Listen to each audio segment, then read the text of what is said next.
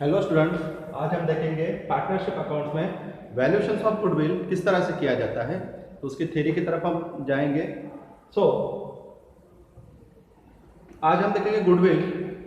So meaning of goodwill, goodwill is the value of reputations, good name and wide business connections of a firm which enables it to earn higher profits in compared to the normal profit earned by the other firms in the same trade। ठीक है। सो goodwill हम क्या कहेंगे कि एक हमको meaning दिया हुआ है कि गुडविल इज द रेपुटेशंस। हम इसको फेमस भी कह सकते हैं कि भाई किसी कोई जो फर्म होती है वो अपने काम से या फिर उनका जो काम करने के तरीके होते हैं, उनका जो प्रोडक्ट होता है, ठीक है, और उनका प्रेजेंटेशंस होता है, इसके वजह से वो कंपनीज का जो होता है वो गुडविल तैयार होता है। तो हम यहाँ पर देखेंगे कि goodwill is the value of reputation, good name and wide business connections. ठीक है, कुछ कुछ बिजनेस के जो होते हैं वो कनेक्शंस काफ़ी अच्छे रहते हैं, वो अपने कस्टमर के साथ में अच्छा बिहेव करते हैं।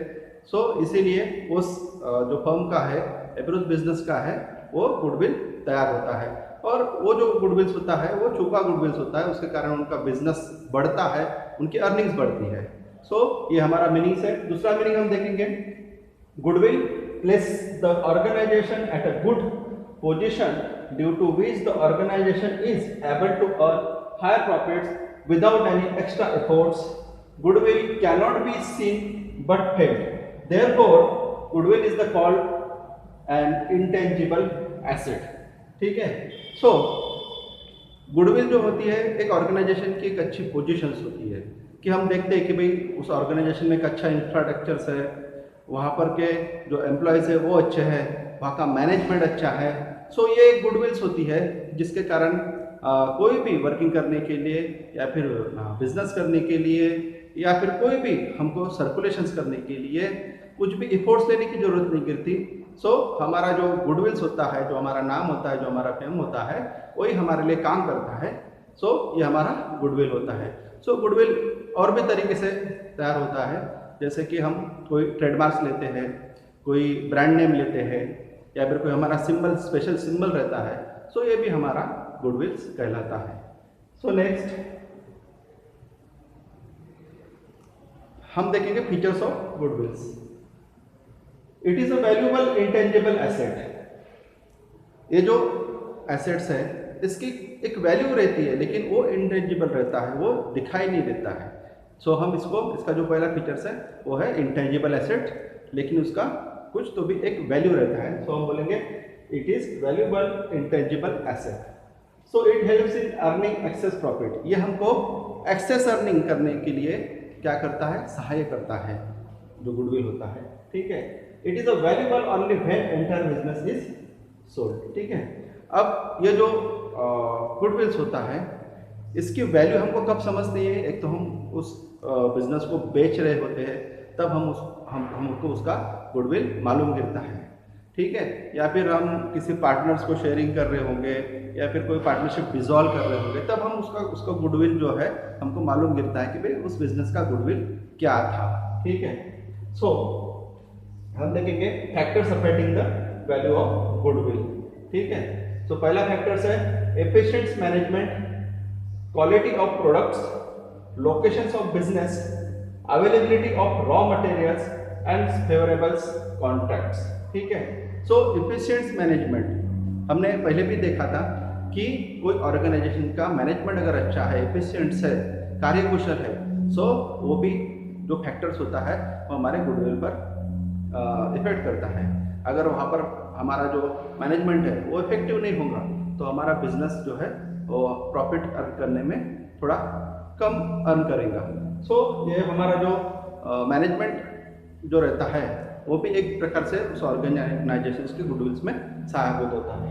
सो क्वालिटी ऑफ प्रोडक्ट्स, हमने देखा है कि किसी प्रोडक्शंस का या फिर किसी बिजनेस का एक प्रोडक्ट होता है। सो वो प्रोडक्ट जो है वो अगर इफेक्टिव है, उसमें क्वालिटी है, उसमें कुछ कस्टमर को लगता है कि नहीं भाई ये प्रोडक्ट के ऊपर मैं आंख मूंद कर विश्वास कर सकता हूँ, सो वो प्रोडक्ट भी उस बिजनेस का क्या होता है, गुडविल्स होता है। अगर उस प्रोडक्ट के बारे में अगर किसी कस्टमर्स ने अगर गलत धारणा बना ली तो हम उसके अंदर हमारा जो सबसे ज़्यादा इफेक्ट करेगा वो हमारे अर्निंग्स पे गिरेगा।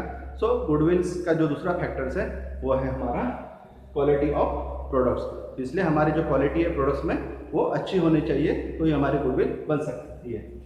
लोकेशंस ऑफ बिजनेस, ठीक है, लोकेशंस ऑफ बिजनेस में हम देखते हैं कि कोई कोई बिजनेस जो होता है वो बाजार के बीचों बीच होता है, सो इसलिए उसकी क्वालिटी अच्छी मानी जाती है।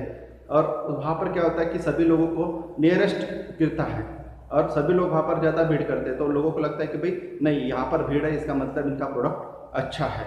सो एक प्लेस जो होता है वो प्लेस भी बहुत तरीके से मायने रखता है गुडविल के लिए। लेकिन अगर वही कोई व्यक्ति जो होता है उसके पास में प्रोडक्ट अच्छा है, उसके पास मैनेजमेंट अच्छा है, लेकिन अगर उसका जो प्लेस है वो किसी गली कुचे में अगर उसका दुकान है या फिर गली कुचे में उसका जो ऑर्गेनाइजेशंस है, सो वहाँ पर वो ज़्यादा इफेक्टिव नहीं हो सकता। इसलिए प्लेस भी हमारा गुडविल में काफ़ी महत्वपूर्ण पार्ट्स होता है, फैक्टर्स होता है। अवेलेबिलिटी ऑफ रॉ मटेरियल्स, ठीक है। सो हमारा जो मटेरियल्स रॉ मटेरियल्स होता है या फिर जो हमारा प्रोडक्ट्स होता है उसकी अवेलेबिलिटी लोगों के पास में किस तरह से कर सकते हैं, किस तरह से जल्द हम उनकी अवेलेबिलिटी दे सकते हैं लोगों को। सो उसके ऊपर भी उसकी गुडविल्स डिपेंड्स होती है। जैसा कि सर्विस के बारे में हम देखते हैं कि सर्विस अगर कस्टमर्स को जल्द से जल्द मिलती है तो वो उस प्रोडक्ट के बारे में अच्छी धारणा बना लेते हैं कि नहीं इस प्रोडक्ट की हमारे को सर्विस अच्छी मिल रही है तो हम ये प्रोडक्ट लेंगे। सो ये बात होती है कि उसका रॉ मटेरियल्स जो होता है यानी जो उसकी सर्विसेज हो गई या फिर उसका मटेरियल्स हो गया कस्टमर्स को जल्द से जल्द अवेलेबल होता है तो उसकी जो गुडविल्स होती है वो बढ़ती है। तो ये भी फैक्टर्स काफ़ी मायने रखता है कि उनको अवेलेबिलिटी जो होती है जो भी मटेरियल्स उनका होगा वो अगर उनको अवेलेबिलिटी होती है तो हमारा गुडविल अच्छा बनता है। And then the favourable contracts, ठीक है, हम हमारे जो भी प्रोवाइडर्स होते हैं या फिर जो हमारे कस्टमर्स होते हैं या फिर हमको जो ऑर्डर्स देते हैं उनसे हमने अगर फेवरेबल कॉन्ट्रैक्ट्स रखते हैं, कॉन्ट्रैक्ट्स बनाते हैं और उसमें किसी भी तरह का हम अनफेवरेबल थिंग्स नहीं करते हैं तो हमारा गुडविल अच्छा बनता है। सो ये चीज़ों को हमको ख्याल रखना होता है, ये सब फैक्टर जो है वो गुडविल पे इफेक्ट करते हैं।